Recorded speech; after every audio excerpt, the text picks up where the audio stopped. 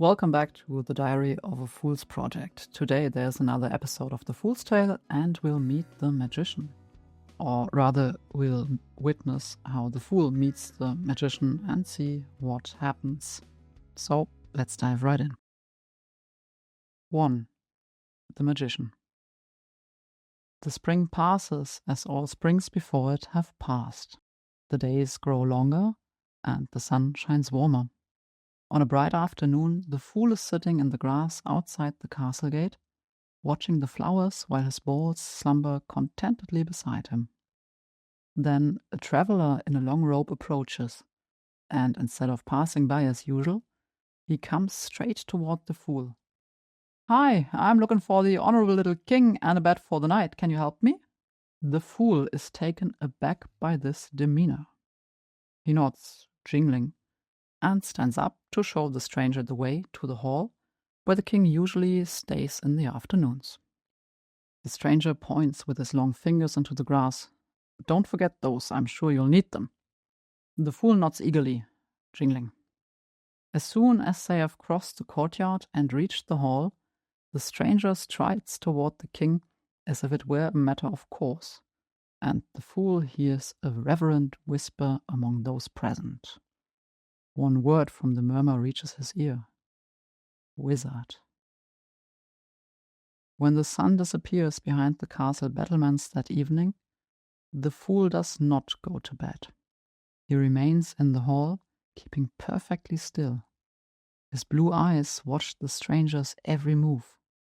Finally, the man rises and reaches for his bundle. The fool also stands up and follows him as quietly as he can toward the guest quarters.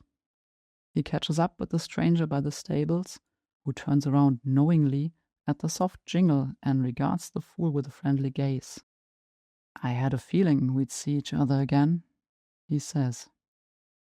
"Why?" The stranger briefly rolls his eyes to the heavens. "I'm a magician, I know those things."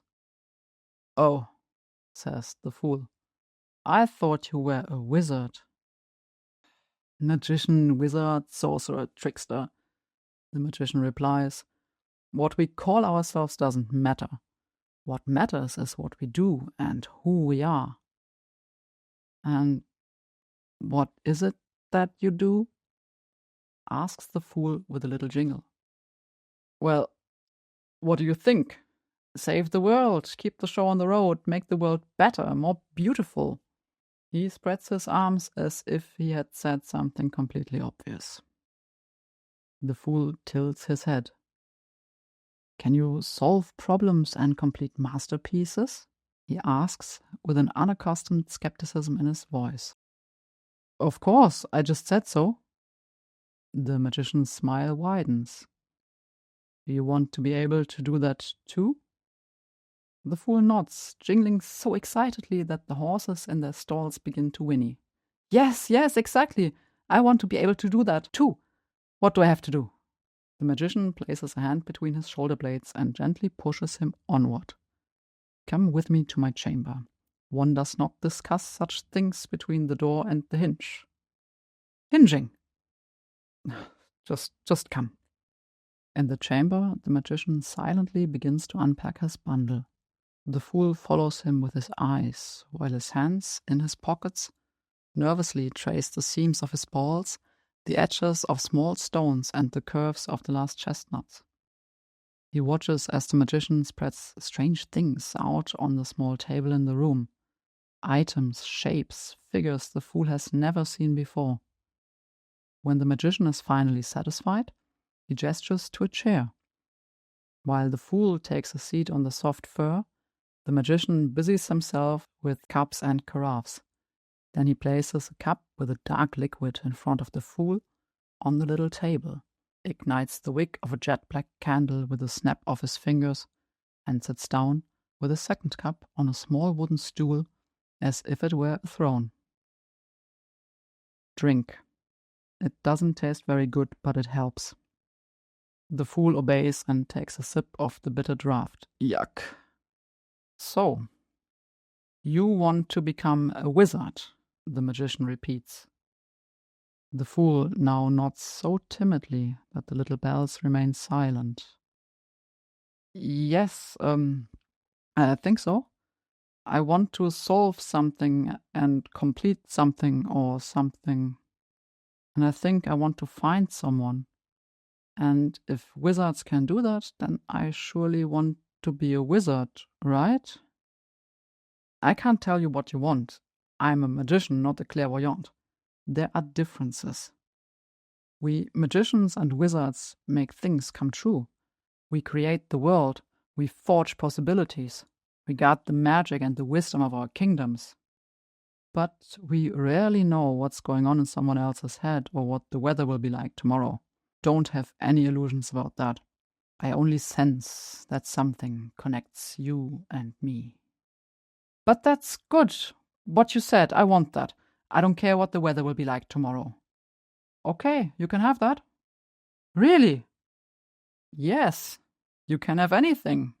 The magician shrugs and looks the fool directly in the eyes. You can have anything you want, but everything has a price that must be paid. I have no gold. Ah, gold! The magician scratches some dirt from the tabletop with his hands and holds it in his open palm over the candle flame. The crumbs begin to melt in the magician's palm, and the air above it thickens. Although he looks closely, the fool cannot see what is happening. But suddenly, the magician holds a gold coin between his fingers. Magic cannot be paid for with gold. Otherwise, every king would be a magician. Here, take this. He tosses the gold coin to the fool across the table. The fool catches it with practiced hands, and a scream gets stuck in his throat as the glowing hot metal touches his palm. Liquid gathers in his blue eyes, his lips tremble. Oh, sorry, didn't mean to do that. But you see, everything has a price. Anyone can play with fire if they are willing to get burned. Put that away and drink. I'll explain to you how to become a wizard. You've already mastered the first lesson. Now there are only 21 left. What?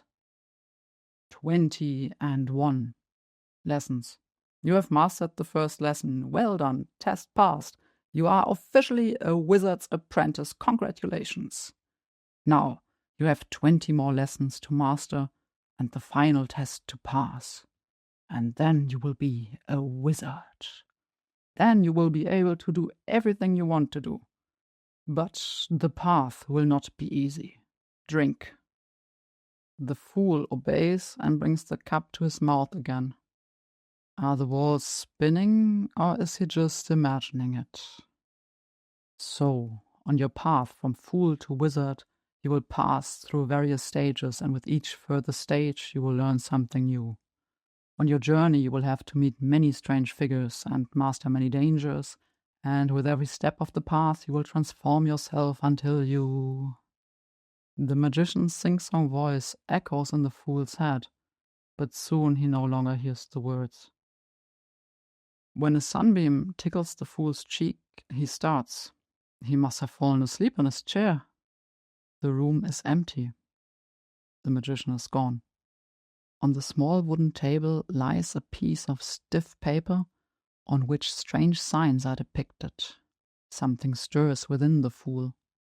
A memory? An insight? A voice? Set out. The fool takes the piece of paper from the table and puts it in his pocket. He rises and sets out. And that was the chapter of the magician. Have you imagined the magician to be like this, or maybe a bit different? The next episode of The Fool's Tale, which will be published in about 2 weeks, will be the High Priestess, and I'm very sure that you have imagined her completely different from what the Fool will experience. So, I hope you enjoyed this. Thank you so much for watching.